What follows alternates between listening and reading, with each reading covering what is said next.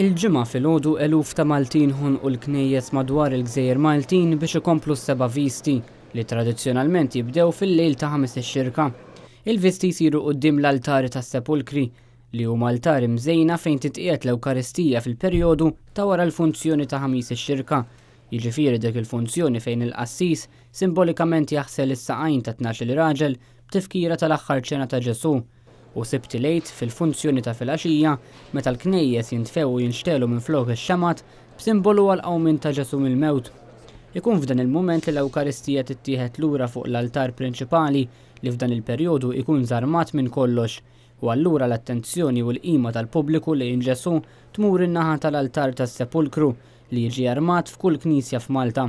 Imma l-ġimgħa filgħodu u anke matul il-bqija tal-ġurnata apparti il-visti, il-funzjoni ta' wara nofsinhar u l-purċissjonijiet huma ħafna il-Maltin li jsegwu ġurnata ta' sawm u astinenza b'ikel u xorb mill-inqas. Fit-toroq Maltin, speċjalment bis-swit il-knejjes, il-bejjija tal-ħobs jarmaw imwejjed li minnhom ibijaw il-qaq tal-Apostli, il-ħobsa tradizzjonali tal-ġimgħa l-kbira li ħafna jieklu weħida jew mal-platt ta' nofsinhar.